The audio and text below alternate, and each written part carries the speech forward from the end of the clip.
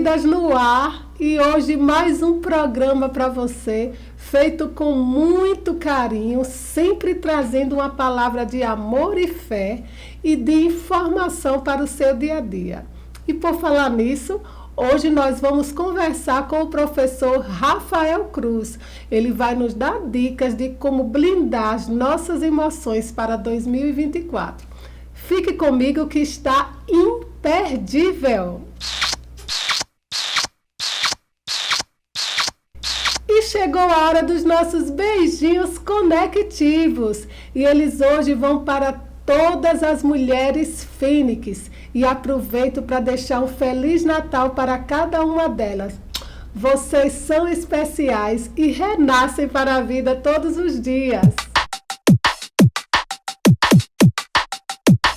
E chegou a hora do nosso momento da dica. E hoje eu tenho duas dicas para vocês super interessantes. A primeira é Gil Variedades. Ela é consultora da Avon in Natura e tem ótimas condições de pagamento. Acessem o Insta dela e façam seus pedidos para o Natal. E você que gosta de joias, te apresento Delva Joias, com elegância em cada detalhe. Visite o Instagram dela e faça seu pedido para ficar mais linda neste Natal. Vale a pena conferir.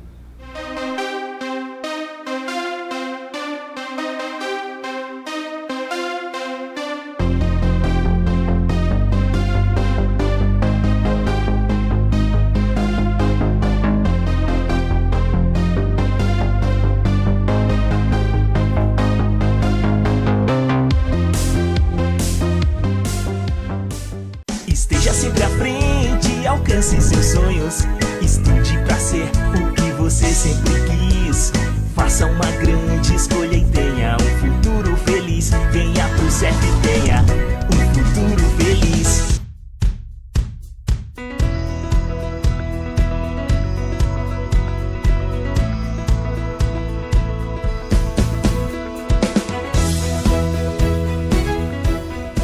Agora sim, estamos de volta e vamos conversar com o professor Rafael Cruz, que vai falar um pouco como nós blindarmos as nossas emoções para o ano de 2024. Professor Rafael, seja muito bem-vindo ao nosso programa. Gratidão, Sueli, gratidão, ao Jorge, que também está aqui nos estúdios. Para mim é um prazer imenso essa oportunidade pela primeira vez, estar nesse programa. Isso. E a gente falar um pouco sobre essa perspectiva, para 2024 com o emocional em dia. Isso. Mas, professor, antes de nós entrarmos assim, falando das emoções, eu queria saber quem é Rafael Cruz? Rafael Cruz, tenho 46 anos, sou psicanalista clínico e psicanalista de data, O psicanalista clínico é aquele que atende em consultório e o psicanalista de data é aquele, que ministra cursos, formações, que dá aula nas formações de psicanálise, enfim. E sou também trainee em PNL, Programação Neurolinguística, e também tenho especialização na área de psicossomática, que são justamente as doenças do corpo que vêm da nossa mente. Então, a gente considera como psicossomático. O currículo extenso, viu? Então, nós sabemos que estamos conversando com a pessoa certa. Espero que sim. Professor, como é que as nossas emoções, elas podem influenciar nos desafios para o próximo ano e da nossa vida em si, Exato. Olha só, o ano 2024 vai depender muito do que você está levando para ele, Eu costumo dizer para as pessoas o seguinte, que nós temos uma parte de nós que nós chamamos de emocional. E esse emocional é como se fosse um outro corpo, um terceiro corpo, Nós temos o corpo físico, que é esse que nós nos locomovemos, falamos, comunicamos, E que guarda os outros corpos. Nós temos o corpo mental, que é a nossa capacidade de raciocinar, de armazenar informações, mas nós temos também um corpo emocional, que é como a gente se sente diante das coisas, diante dos fatos de nossa vida. Então, nós precisamos, muitas vezes, não é colocar o nosso mental especificamente em ordem, mas é o nosso emocional que precisa estar em seu devido lugar. Pode observar que o mundo hoje está indo em direção a um desequilíbrio emocional. Boa parte das pessoas são desequilibradas emocionalmente. Nós temos crises em momentos específicos da nossa vida, desequilíbrio emocional. entende? Então, por que são esses desequilíbrios emocionais? Porque nós temos coisas não resolvidas do passado que nós precisamos resolver para que assim possamos seguir a nossa jornada e ir em frente. Eu vou dar só um exemplo para a gente falar sobre o tema emocional, para que as pessoas compreendam melhor. Digamos que eu tenho uma dívida financeira, tá? De 10 anos atrás. Mas diante da instituição a qual eu comprei alguma coisa, eu financiei alguma coisa, essa dívida existe. Então, eu preciso, de certa forma, em algum momento, voltar lá, né, e resolver essa dívida, e pagar essa dívida. E mesmo assim, são as nossas emoções. Lá atrás, nós temos muitas questões emocionais não resolvidas. Muitas coisas. Questões com pai e mãe, questões da infância, questões com amigo, questão com vizinho, sabe? Muitos conflitos emocionais. E nós temos que resolvê-los. E quando eu falo resolver, não quer dizer que nós temos que procurar essas pessoas para resolver, mas é resolver aqui dentro, essas pendências emocionais. Então, da mesma forma que existem pendências financeiras, existem também pendências emocionais e elas precisam ser pagas. Essas dívidas precisam ser zeradas. Então, o nosso 2024 vai depender da capacidade que nós temos de resolver essas pendências emocionais de nossas vidas. E aí é necessário até nós reconhecermos, né? Porque muitas vezes as pessoas não sabem que as coisas não estão andando porque existem pendências, acham que é uma coisa natural da vida, né? Exatamente. Desequilíbrio emocional, ele, de certa forma, traz uma desestrutura em nossa vida justamente por conta daquilo que fica mal resolvido. Eu vou dar um exemplo. Digamos que lá no passado, eu fui uma pessoa que fui rejeitado, digamos assim. Né? Rejeitado por pai, ou rejeitado por mãe, ou seja lá como for. E aí, vai passando-se o tempo, esse conflito da rejeição, ele fica dentro de mim. E aí eu vou projetar essa rejeição em todas as vezes que pessoas, de alguma forma, sinalizarem isso na minha vida. De certa forma, quando alguém me rejeitar de alguma forma, quando alguém me deixar de lado, não precisa nem ser rejeição, mas quando uma pessoa demonstrar alguma indiferença comigo, eu vou agir naquele momento. Exatamente. Por quê? Por causa dessa pendência emocional. Existe até uma frase que eu vi nas redes sociais, que eu achei bem interessante, que diz o seguinte: enquanto você não curar suas feridas, continuará derramando sangue em cima das pessoas que não te feriu. E é assim que tem acontecido conosco, tá? A gente acaba, de certa forma, despejando esses horrores de sangue em cima de pessoas que não tem nada a ver com a história. Então, se alguém, em algum momento, demonstrar algum comportamento comigo, que me lembre, que me remeta a algo do passado que eu vivenciei que não foi resolvido, eu vou agir. Então, isso nós temos o quê? Nós temos situações de medo, situações de rejeições, situações de palavras que não foram ditas, muitas vezes, que a gente guarda aqui dentro da gente. E as palavras que são ditas, aí é só uma entrevista inteira só sobre esse assunto. Porque vocês não fazem ideia do quantos conflitos emocionais nós temos aqui dentro por omissão. E boa parte das pessoas que vão ao meu consultório, tá? Que vão levando a queixa do marido, da mãe, do pai, do irmão, seja lá o que for. Né? Ah, fulano fez isso comigo. Ah, fulano fez aquilo comigo. Aí eu questiono. Em algum momento você se pronunciou diante dessa pessoa, você se posicionou, você disse para ela como você sentia? Porque na psicanálise, né, a gente, de certa forma, orienta a pessoa a não bater de frente com a pessoa no mesmo padrão, mas assim, sutilmente, suavemente, talvez até depois, né, quando a poeira baixar, falar: fulano, por que você fez isso comigo? Eu não me senti bem com a sua atitude, com a sua forma de agir. Então, o óbvio também precisa ser dito, né? E a gente fica meio que guardando o óbvio, esperando que o outro venha ter uma sacada. Né? Que o outro tem que adivinhar. O outro não tem bola de cristal. Muito assim. Para entender que você se frustrou com a ação dele, entende? Professor, procrastinação tem alguma coisa a ver com o passado também, com a infância ou não? Ou é uma atitude nossa mesmo de não, porque eu tenho muito essa dúvida, se a procrastinação tem a ver com coisas também da infância ou do passado, ou não tem nada a ver. Olha só, Freud, pai da psicanálise, ele fala que todas as nossas questões de comportamentos estão relacionadas ao passado, tá? todas elas. Então, nós que somos hoje? Nós somos fruto, tá, de toda a experiência vivenciada durante toda a nossa vida, desde quando nós nascemos até o momento atual. Nós somos esse fruto. Então, se nós temos um hábito, tá, isso é quando é um hábito de procrastinar, então isso significa que, de certa forma, a minha mente está tentando me proteger de alguma coisa. Tá? Eu vou dar um exemplo para você. Digamos que você tem uma crença lá inconsciente, né, de que seus pais passavam para você, de que dinheiro não é bom, que dinheiro não é saudável, que dinheiro só traz destruição, dinheiro só traz problema para a família, enfim. Então você traz essa crença lá de trás, beleza?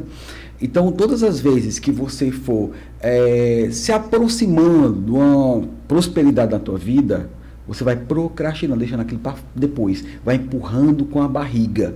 Entende? Quando você vai para buscar os seus projetos e você não busca os seus objetivos, as oportunidades vão surgindo, mas você vai empurrando. As ideias vêm à mente, mas você vai procrastinando. Então está ligado a alguma crença que nós temos do passado. Crença é tudo aquilo, tá, que eu acredito que pode ser crença possibilitadora e crença limitante. A possibilitadora é aquela que faz alcançar os objetivos, aquela que me proporciona para frente, aquela que me faz ser feliz, que faz que eu realize meus desejos.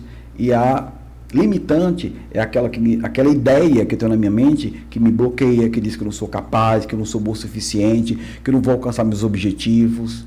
Entende? Então é justamente essas crenças limitantes que faz com que a gente procrastine. E a maioria dessas crenças limitantes que nós possuímos, elas são inconscientes. Ou seja, elas estão agindo, mas nós não sabemos, né, que ela existe. Só depois que a gente submete a uma terapia que a gente descobre a existência, né, desse padrão de pensamento. Ótimo, deixa eu ter uma pergunta aqui, senhor. Como nós podemos desenvolver uma mentalidade mais resiliente e adaptável para enfrentar os desafios que possam surgir em 2024? Porque eu digo, naturalmente, nós nos adaptamos ao que é bom. Né? Se surgir alguma coisa na nossa vida que seja ganhar mais, ir para uma casa melhor, ótimo. Mas quando surgem alguns desafios que é necessário a gente parar um pouco, dar um passo para trás, aí trava. Como é que o senhor pode nos ajudar nisso aí? Como a gente pode desenvolver uma mentalidade mais resiliente para isso? Olha, a resiliência, na verdade, ela é, de certa forma, um troféu, né, para a vida daqueles que têm essa capacidade, né, de adaptar, de lidar com as situações, enfim. O grande desafio da humanidade hoje, tá, que eu percebo, é o que nós chamamos de não aceitação. O que é não aceitação? A gente não aceita aquilo que a gente não consegue ter controle, aquilo que a gente não consegue mudar. Tem coisas que nós conseguimos ter o controle, tem coisas que nós conseguimos mudar, mas, Sueli, existem coisas que nós não temos, não adianta, tá? Um exemplo, digamos que você tem um filho e o seu filho é viciado em algum tipo de droga, por exemplo, tá? Ok, você faz de tudo pelo teu filho para que ele saia, só que chega um momento que seu filho não quer, ele quer aquela vida. Então você fica sofrendo porque ele continua aquela vida. Eu sei que é o teu filho, mas você precisa aprender a aceitar as coisas que você não pode mudar naquele momento. Entende? Então aquilo que não tem remédio, remediado está. Onde é que eu quero chegar com isso em relação à resiliência? Tá? A gente, de certa forma, precisa aprender a aceitar as coisas como elas estão acontecendo, tá? Com mais leveza e menos sofrimento diante dos fatos. Então, assim, você foi demitido do emprego. Ok, certo. Foi ruim, talvez, mas por que não um outro emprego? E se adaptar a esse outro emprego? Então, aceitar as mudanças, é isso que o ser humano tem resistência. Então, se nós passarmos a aceitar de hoje em diante as coisas que acontecem, tá, sem brigar com elas, as coisas que são imutáveis, isso sim é a resiliência que nós precisamos para 2024, 2025, 2026, 2027. Para a vida, né? Para a vida. E assim, se aceitarmos, outra coisa, aceitarmos também as pessoas como elas são. Porque o grande desafio também da humanidade é isso, aceitar as pessoas como elas são. Você tem as suas indiferenças, eu tenho as minhas diferenças também. Tá? Então, por que não nós aceitarmos a diferença um do outro? Tá? Contanto que a sua diferença não prejudique a minha vida e nem a minha prejudique na sua. Então, o ser humano está cada vez mais intolerante um diante do outro, porque não resolve as suas pendências. Então, por que não, de hoje em diante, passarmos a aceitar o outro como ele é? né? Questão Mesmo de com os desafios respeito, dele, né, professor? mesmo com os Respeito. comportamentos limitantes dele, por que não? Justamente.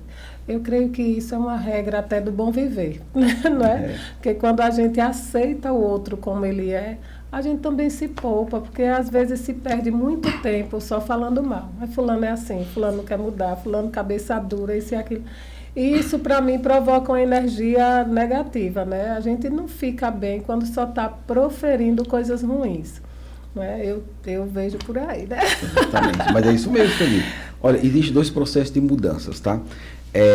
Existem as mudanças que são a curto prazo, que rapidamente a pessoa muda, você dá um feedback para ela ali, olha, fulano, esse comportamento seu não tá legal, isso não é bom, ela muda. Mas tem pessoas que o processo de mudança é a longo prazo, entende? Elas demoram um certo tempo para mudar, para melhorar, e precisa também, às vezes, essas pessoas passar por várias experiências que são danosas, dolorosas para a vida dela, para ter uma mudança, entende? Então nós precisamos também respeitar a mudança nas pessoas. E o tempo também, né, professor, de cada um, né? E o tempo. Porque o tempo é que é desafiante. Tem coisas na minha vida, por exemplo, que é fácil, eu mudo da noite para o dia. Mas tem coisas que levam anos. Tem coisas que eu estou em processo de mudança de 5 anos atrás, de 10 anos atrás. Entende? Então, como é que eu quero mudar, digamos assim, em 2 dias e um dia uma coisa de uma vida inteira, um padrão de comportamento de uma vida inteira? E eu acho que o que mais também atrapalha é quando nós nos cobramos muito, quando não conseguimos mudar em tempo hábil. Que já aconteceu comigo, isso não é possível, meu Deus, eu ainda estou assim. Aquela cobrança que não nos faz bem, né? Hoje eu substituo, eu vibro pelo que eu já consegui, né? Mas existe também, né, uma cobrança da gente que não faz bem quando a gente não consegue sair do lugar com muita rapidez, né? Ficar aos pouquinhos ali.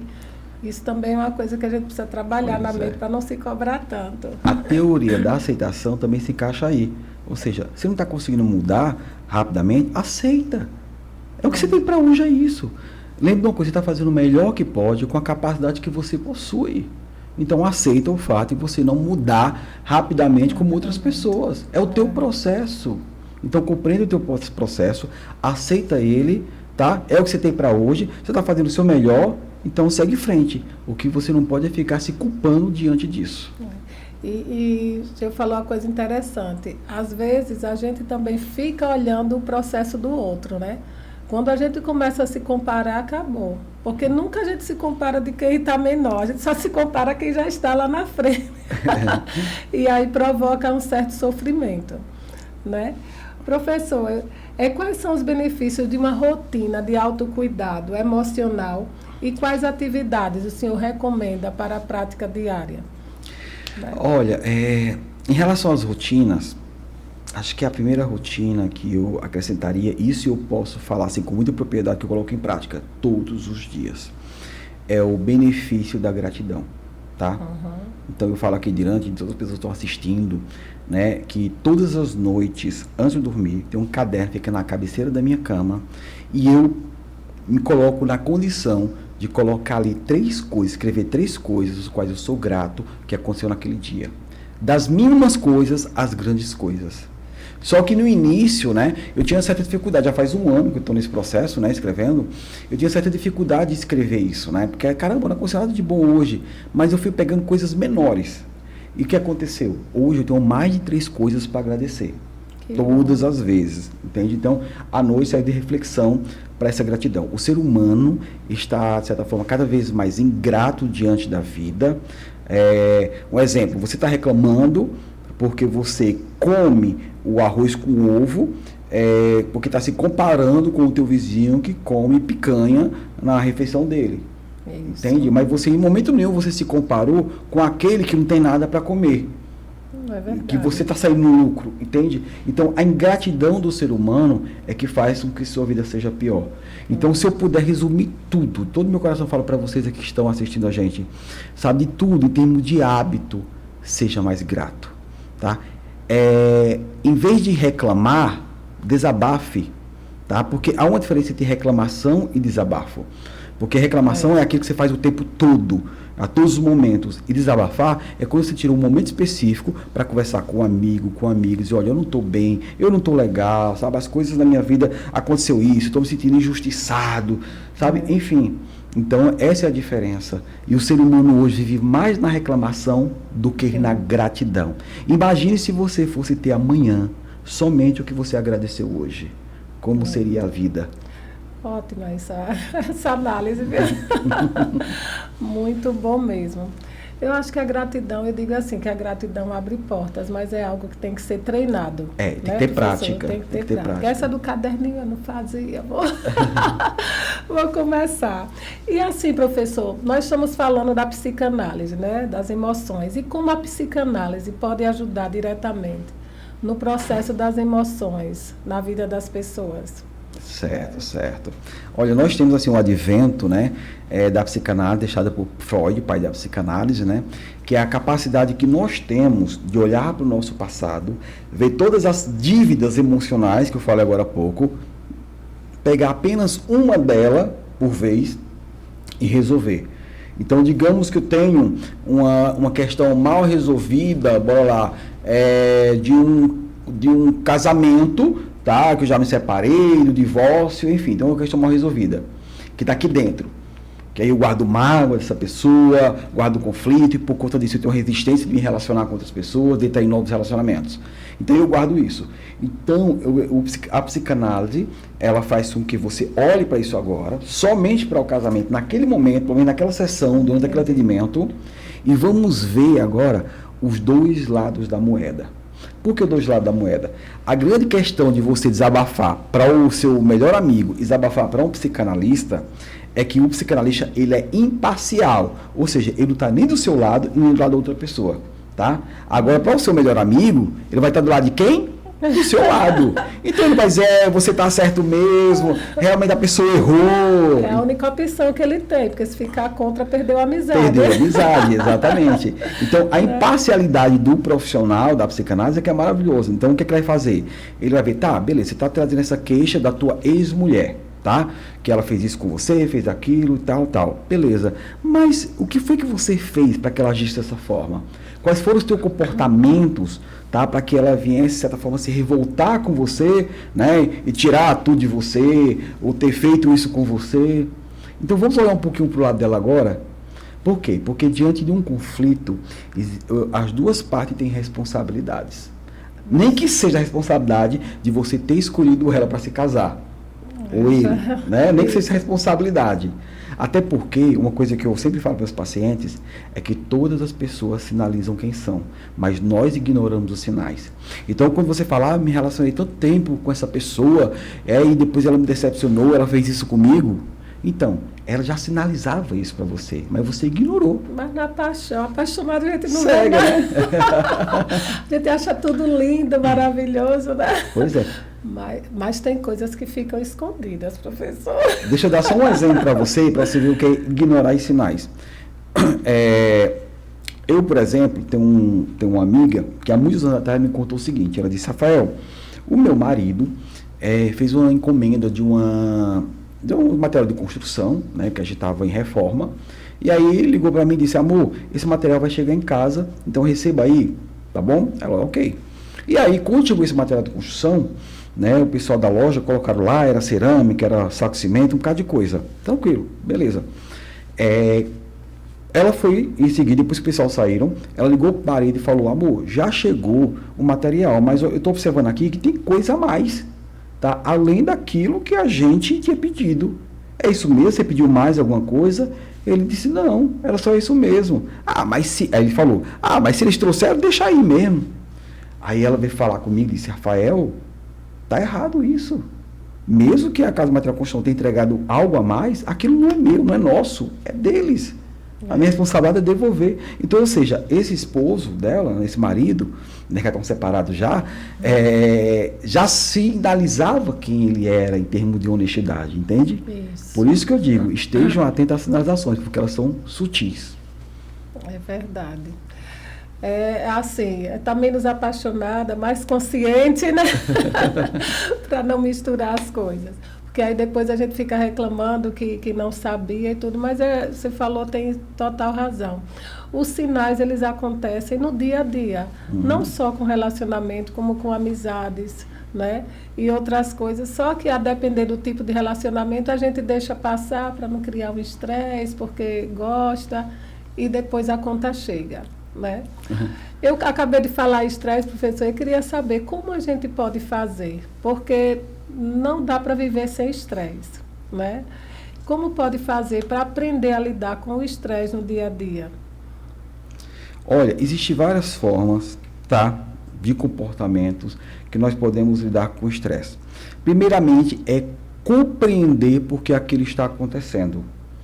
Os fatos acontecem na nossa vida, a gente bate de frente, a gente briga, esperneia, sabe? Faz um monte de coisa, se estressa, mas a gente, em momento nenhum, para compreender por que aquilo está acontecendo. Onde é que eu estou errando para aquilo acontecer? Porque o estresse só vem quando as coisas dão errado, elas não vêm quando as coisas estão dando certo, o estresse, né? Então, assim, de que forma foi que eu gerei isso aí? De que forma foi que eu agi para que isso acontecesse? Ou mesmo que eu não tenha agido, o outro agiu, o que é que estava acontecendo com o outro para me gerar esse estresse? Quando eu estou dando aula, eu costumo dar até um exemplo seguinte.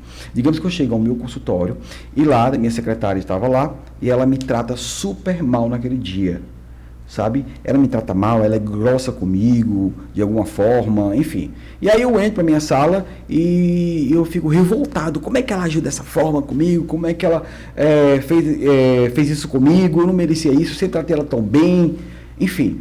Aí depois o dia foi passando, um outro colega que atende uma sala ao lado, que é um caso, tá, gente? Isso aqui não existe.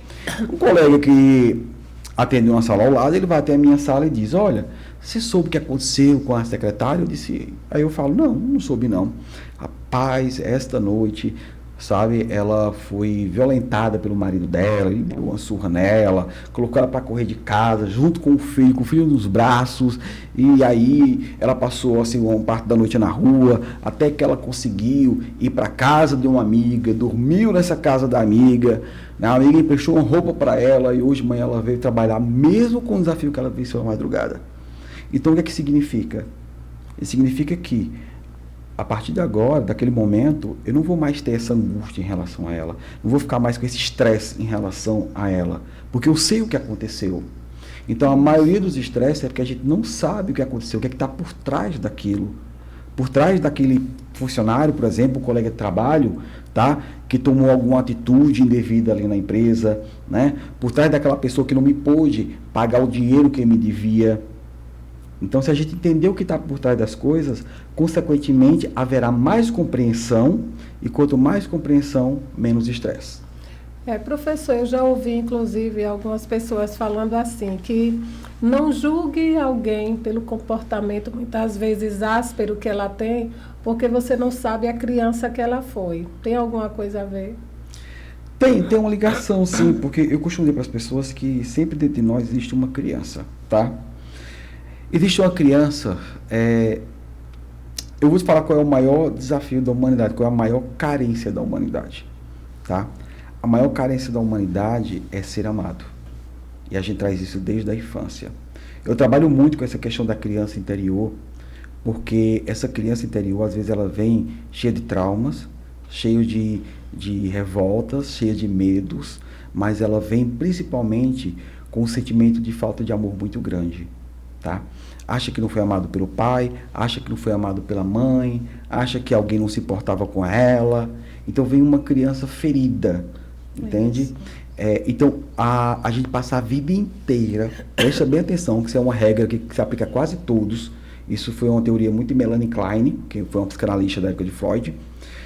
A gente passa a humanidade inteira, o tempo inteiro, a vida inteira, buscando o amor no outro, para que o outro sacie essa carência que eu tenho de ser amado. Porque lá na infância, né, eu tive a impressão, o sentimento de que foi amado. Isso não significa que as pessoas não te amaram, elas te amaram, só que ela não te amou do jeito que você queria ser amado. Então a gente carrega o que Melanie Klein fala de fantasia, de falta de amor e abandono. Né? É uma fantasia, a fantasia ela não é real. Isso. É apenas fruto da imaginação. E aí a gente passa a vida inteira a gente sofrendo, e o que é pior, que as pessoas não sabem, nós matamos, roubamos, puxamos o tapete do outro, somos desleais, desonestos, tudo porque no fundo a gente só quer ser amado. Somente isso. É um pedido de socorro. Então. É um pedido de socorro. Uma vez eu estava fazendo uma supervisão de uma psicóloga, né? Que ela traz os casos clínicos dela para mim, e ela estava desenvolvendo um trabalho num presídio. E ela falando, Rafael, todas as vezes que eu vou conversar com alguém lá do presídio, uma presidiária no caso, né? Que ela trabalha na ala feminina, sempre tinha uma criança, a vida dela sempre foi constituída em uma criança que foi abandonada pelos pais, ou que os pais brigavam, cada um no canto, sabe? Então sempre teve esse abandono de pai e de mãe. Aí é justamente isso, famílias desestruturadas faz com que a pessoa tenha um emocional desestruturado e que a leve ao caminho de perdição, de dificuldades, né? De ter que matar, roubar, destruir, enfim. Mas no fundo, sabe, ela não quer especificamente aquele bem que ela roubou de você, tá? Ela não queria, de certa forma, te matar, mas foi a única forma que ela encontrou dentro da fantasia neurótica dela de ter o amor que ela precisava. Então, se ela te matou, se ela matou uma pessoa, é que aquela pessoa não amou ela como ela deveria amar, ou rejeitou ela, tá? Se ela roubou algo de alguém, é porque ela acreditava que aquela pessoa que tinha aquele dinheiro, aqueles recursos ali financeiros, era uma pessoa que estava sendo amada pela vida que ele levava, né? Com prosperidade, enfim. Então, o invejoso, por exemplo, o ladrão, que é o maior invejoso que tem, é a pessoa que mais tem carência de amor. E aí nós passamos a vida inteira mendigando, de certa forma, o amor dos outros. Professor, e a psicanálise ajuda a resolver Sim. essa falta, essa carência? Ajuda a resolver. A ressignificar. Por que ajuda? Eu vou te falar por quê. Aquele amor, primeiramente você vai compreender porque o seu pai ou a sua mãe não te deu aquele amor que você queria ter recebido. Ele deu diante do conhecimento que ele tinha, das informações que ele possuía e diante daquilo também que ele recebeu. Tá? Então, quando você compreende o porquê das coisas, que as coisas aconteceram no passado, você ressignifica. O que é ressignificar? É dar um novo sentido àquele fato que era doloroso. E isso é um primeiro passo, né? A ressignificação. E qual é o segundo passo? Aquele amor que você acha que não recebeu, aquela carência que existe aqui dentro, né? Por falta de amor, você agora vai se dar esse amor. É você que vai se presentear com esse amor. Tudo aquilo que você queria que as pessoas fizessem por você, até hoje o seu momento presente, é você que vai fazer por si mesmo. Tá? Você pode observar que o ser humano parece ter mais a tendência de agradar ao outro do que a si mesmo. Isso. De amar o outro do que amar a si mesmo. E aí a pessoa pergunta, Rafael, como é que eu vou me amar? Aí eu pergunto, o que é que você faz quando está apaixonado por alguém? Eu faço isso para a pessoa, levo isso para a pessoa, tá? Eu faço carinho na pessoa.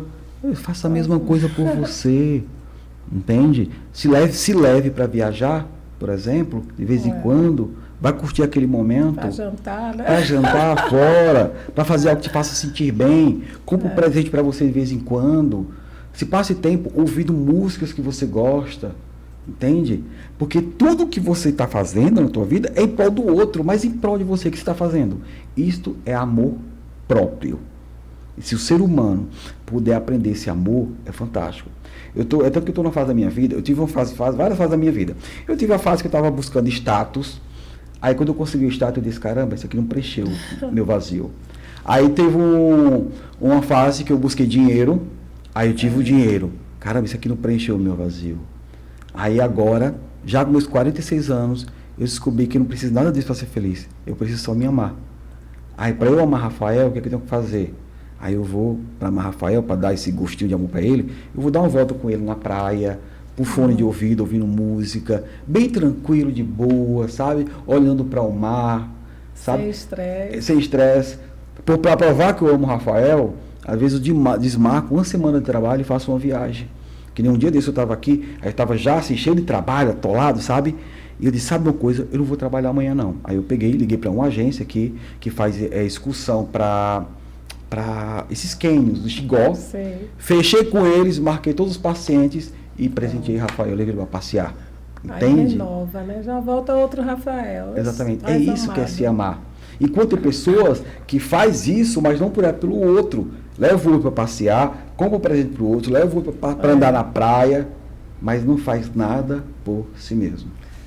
Agora eu lembrei de uma situação. Professor, e quando os padrões se repetem? Por exemplo, eu sou educadora, sou pedagoga, e já peguei situações de ter criança que os pais eram separados, não é? E o menino sentia muita falta do pai, tal, e aí a gente chamou o pai para conversar. E quando o pai chegou, disse assim, diga a ele que se acostume sem mim. Meu pai também não foi presente, não. Ele me abandonou quando eu tinha 6 anos. E ele fez a mesma coisa com o filho. Então, assim, tem a ver a questão do abandono no passado e esse pai também reproduzir esse mesmo comportamento. Então, Carl Jung, que é um psicanalista que trocava muitas cartas com Freud, né, e eles terminaram se separando um pouco, porque Freud levou a teoria psicanalítica para um lado e Jung por outro, né? Ele fala que as nossas questões, muitas questões mal resolvidas da nossa vida, vêm por hereditariedade, né? Ou seja, vem de geração em geração. Padrões de comportamentos que eram do seu tataravô, que passou para o seu avô, que passou para o seu pai e veio respingar em você, nessa história toda. Então, existem esses comportamentos, sim. É tanto que quando o paciente chega e fala, eu tenho um hábito de sempre ser dessa forma, aí eu pergunto para o paciente, alguém mais da sua família tem esse hábito também? Roer a unha, por exemplo. Alguém mais da sua família tem esse hábito de roer a unha? Por quê? Porque nós, na verdade, vamos aprendendo uns com os outros comportamentos. Nós temos a capacidade de aprender coisas boas com as nossas gerações, como também com coisas ruins. Aí, Melanie Klein, eu gosto de falar os autores, porque caso alguém esteja assistindo aqui e quiser pesquisar mais a respeito, pelo menos você sabe para onde ir. Melanie Klein, ela descobriu o seguinte, presta bem atenção, que isso aí é chamada da psicanálise da vida intrauterina. Melanie Klein falou que quando o espermatozoide sai do pai e fecunda o óvulo da mãe, não está levando apenas uma carga genética, tá, para aquele embrião, para se formar aquele embrião, uma carga genética em termos de estrutura física. Não, está levando também uma carga emocional. Então, as frustrações que era do teu pai e da tua mãe também está vindo ali, né? Está vindo também os conflitos que eles têm, como também está vindo as habilidades que ele possui. Entende? Bem tudo. Exatamente. Então, nós carregamos, sim, essa herança genética. Agora, tem uma coisa que eu acho fantástica nisso tudo. A gente fala sempre do problema, não fala da solução para eles, né? Uma coisa que é fantástica é o seguinte, vai ter alguém da família que vai quebrar esse ciclo. Quem é essa pessoa? É uma pessoa que a gente não sabe como, porquê, vai ter acesso ao esclarecimento, vai ter acesso à informação, ou vai ter acesso a um milagre divino, sabe? Mas vai ter acesso a alguma coisa muito grande que vai fazer com que ela quebre aquela cadeia. E a partir daquele momento, a partir daquela pessoa, a geração já não serão mais as mesmas. Serão geração de pessoas com questões mais resolvidas, mais esclarecidas. Que ela teve a mudança de comportamento, né? Exatamente. Por exemplo, eu trouxe coisas da minha mãe positivas e negativas. Eu estou falando real, né? Não é simbólico, não é exemplo, não só aumentou um exemplo, não. Coisas negativas e positivas. E aí, quando chegou em mim, eu sofri com aqueles padrões de comportamento dela, né? Assim que eu trouxe. E aí, consequentemente, foi o que eu fiz. Eu disse, calma. Eu sou uma pessoa que eu estou tendo acesso à psicanálise, eu tenho acesso à PNL, Programação Neurolinguística, estou acesso à psicossomática, que me dá muita informação. Então, a responsabilidade é minha. Quem tem mais conhecimento nessa cadeia é que cai a responsabilidade de fazer mudanças. Entende? A geração que tem mais conhecimento é essa geração que tem que fazer a mudança. E aí eu disse, caramba, eu tenho que mudar isso para que de agora em diante, né, os meus filhos, os netos, seja lá como for, não tenham esse mesmo padrão de comportamento. Entende? Entendi. Então, se você que está aí nesse momento assistindo essa entrevista, eu tenho um comportamento que é assim, que é assado e não consigo mudar, e vem da minha família, acredite, talvez seja você a pessoa escolhida para quebrar, né, esses desafios, esse comportamento limitante que vem aí trazendo de geração em geração. É verdade. Ótima dica, viu? E falando em esgotamento, né, quando a gente fala no esgotamento emocional, e principalmente assim, quando chega final de ano, as pessoas parecem que ficam mais aceleradas, né? Porque o Natal envolve presente, envolve comunhão, envolve festa, roupa, essas coisas, e às vezes as pessoas não têm determinadas condições, mas querem seguir o ritmo.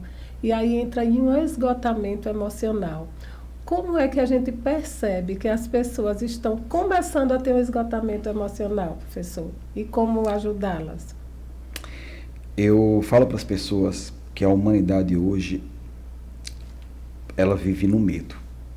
Existem duas forças, tá, que regem a nossa consciência.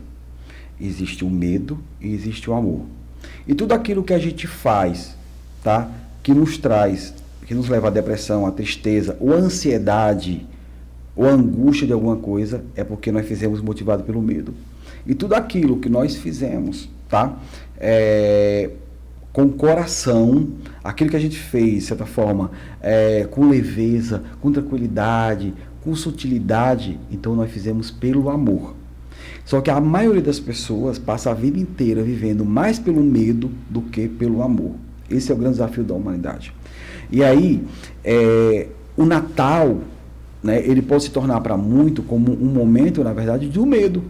Ah, será se eu vou conseguir servir o suficientemente aquelas pessoas da minha casa? Ah, será se eu vou conseguir, né, fazer uma festa bacana? Ah, será se eu vou conseguir fazer tal coisa? Aí esse medo de não dar certo faz que a pessoa perca a essência do Natal. Tá? Que é justamente o amor. E o que importa naquele processo são as pessoas que estão ali reunidas. E não os 30 dias que você trabalhou feito louco para que aquela festa tivesse ali perfeita. Entende? Para as pessoas. Porque estão esquecendo o principal, que é o contato humano, que é você estar ali com seus parentes, seus amigos, rir, sorrir, brincar. E o ser humano está muito hoje no ter do que no ser. Entende? E aí é por isso que vem essa questão muito capitalista e mercadológica, que eu tenho que comprar e tenho que comprar para ter. Não, você não tem que ter nada. Você tem que ser alguma coisa. Sabe por que eu falo isso? Eu falo todo o meu coração para você.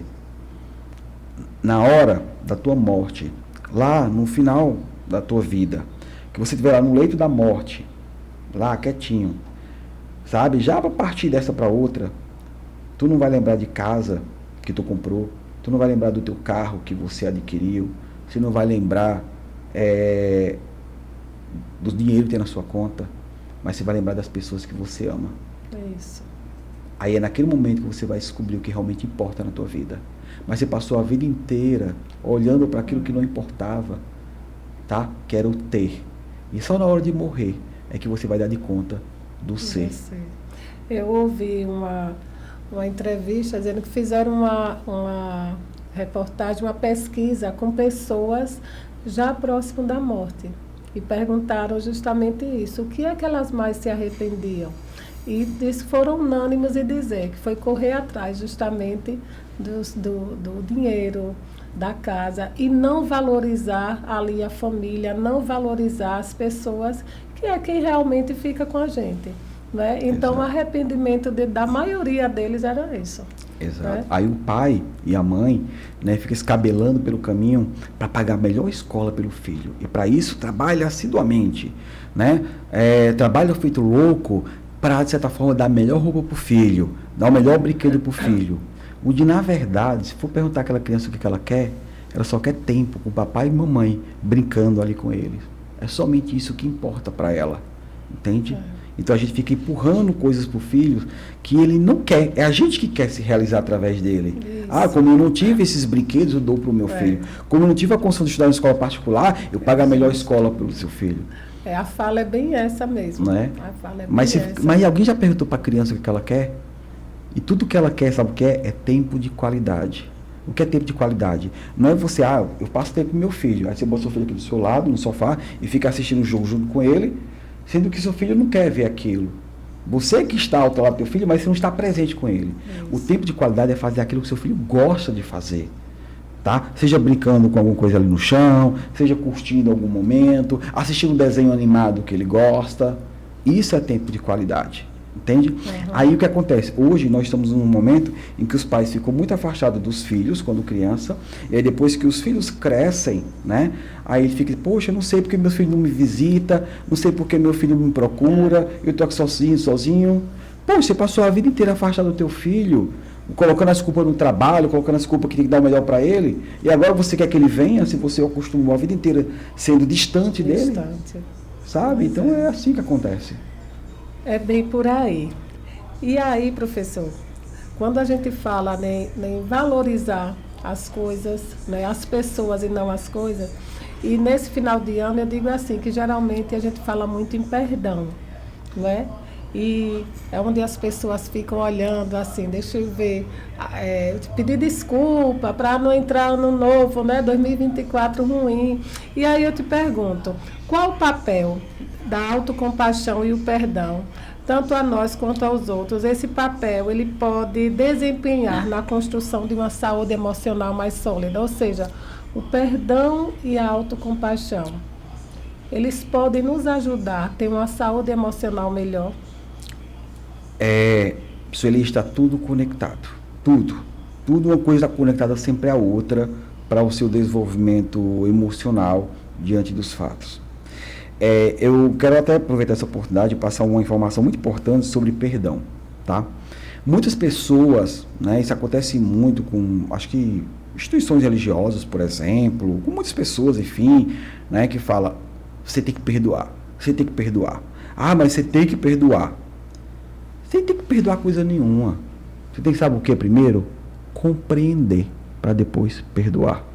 Não existe perdão sem compreensão do fato, tá? Digamos que eu tenho uma mágoa grande de você, Sueli, por exemplo, tá? Aí, por conta daquilo que as pessoas falam para mim, eu tenho que te perdoar, forçadamente.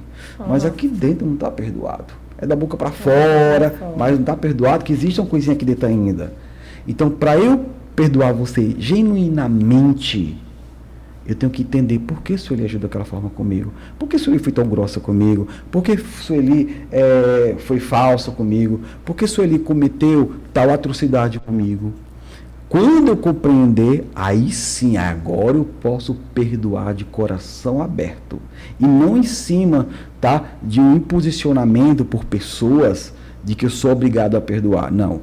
Você tem a condição de compreender para depois perdoar.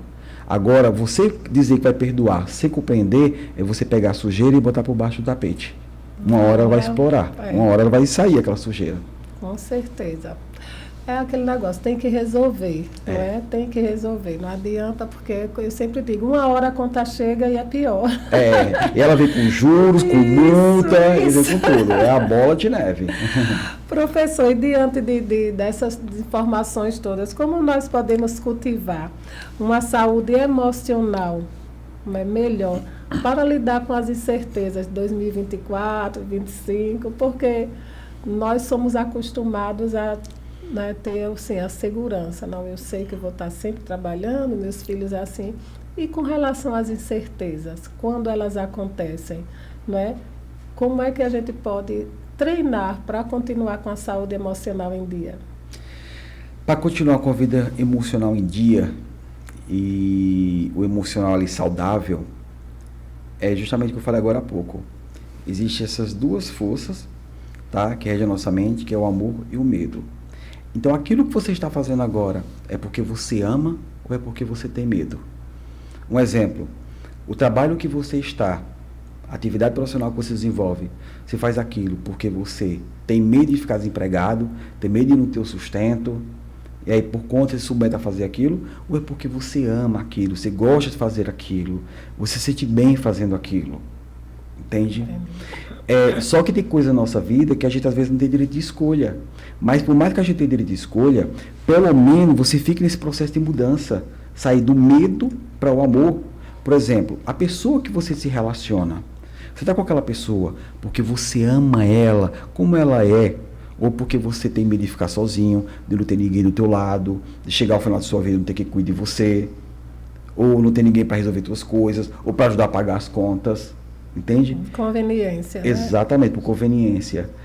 Os seus amigos, por exemplo, são pessoas que você ama eles, você gosta deles, você tem uma ligação com eles, ou porque você tem medo de não ter um ciclo social, de você não ter pessoas ali ao seu lado, caso você venha precisar em algum momento.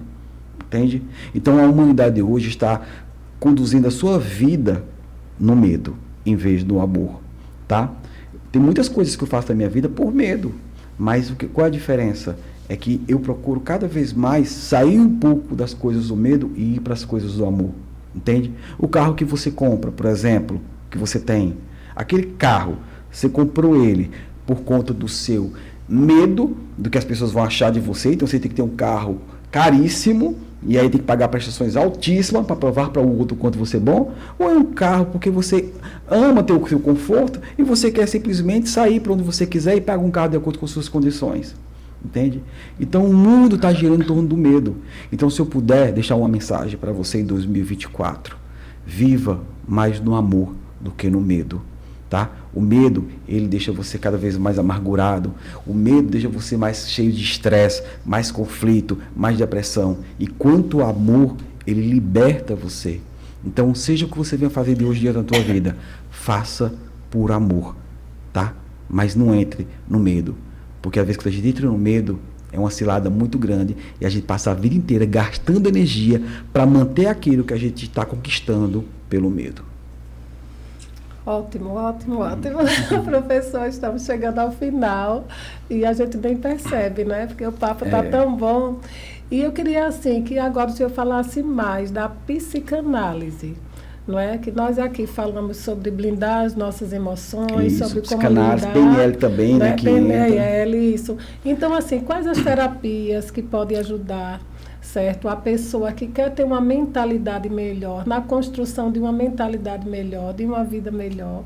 O senhor é mestre, agora pode falar um pouco sobre isso, a psicanálise e a PNL. Certo. Então, você realmente quer abrir a sua mente, né, de certa forma, quer evoluir, quer se tornar uma pessoa melhor, quer desenvolver o seu potencial e quer trabalhar ajudando pessoas, né, a desenvolver o potencial, né, trabalhar na área como profissional da área de desenvolvimento humano, trabalhando pelo amor e não pela dor e pelo medo, né? Então, eu desenvolvo um trabalho que é um curso de formação em PNL, Programação Neurolinguística, é um curso semipresencial, ou seja, são alguns meses de aulas online, ao vivo comigo, e aí no final tem a aula presencial, que é aqui em Aracaju, tá ok? Então tem pessoas de diversas cidades do Brasil que estão fazendo essa formação em PNL, Programação Neurolinguística, né, que vai se tornar ele um programador em neurolinguística. Foi eu escolhi isso como missão na minha vida, e no início, quando a PNL chegou, ela veio pelo medo, mas depois ela se tornou pelo amor.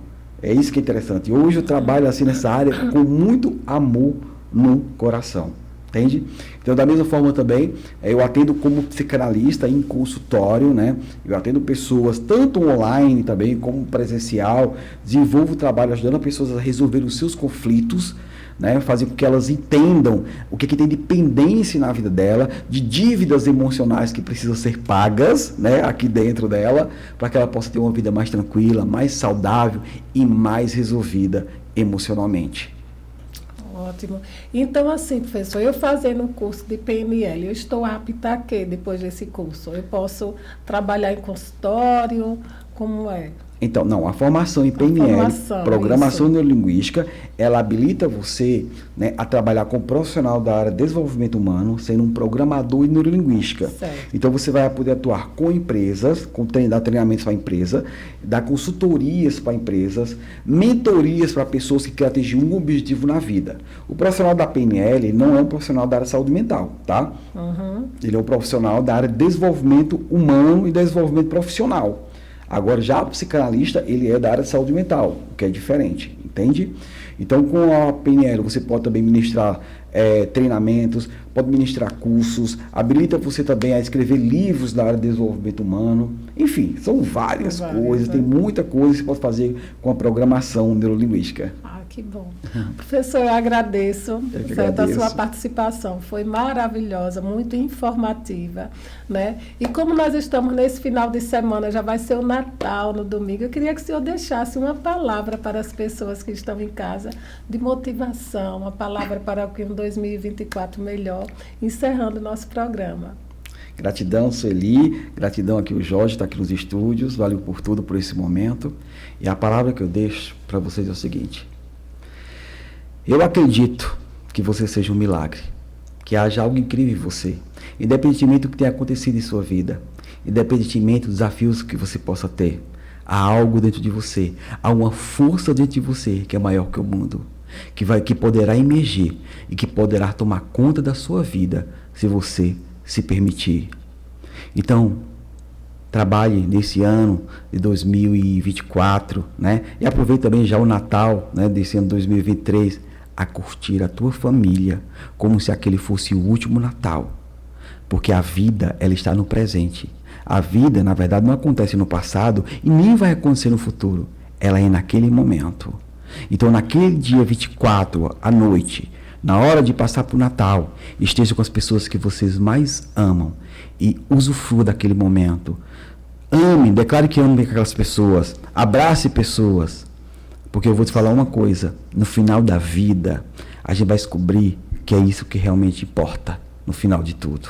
É a conexão e o quanto eu amei as pessoas que estão ao meu lado e o quanto eu me amei. Feliz Natal a todos. Gratidão. Obrigada, professor. Gratidão. Feliz Natal para o senhor e para a família também. E obrigada mais uma vez pela sua presença. Gratidão, Sueli. Gratidão a todos. Beijo para vocês. E estamos chegando ao final do nosso programa. E se você gostou desse conteúdo, curta, comente, compartilhe para que mais pessoas tenham acesso. E o Conectando Vidas fica por aqui. Tchau, Feliz Natal! Muitos beijos e bênçãos para vocês!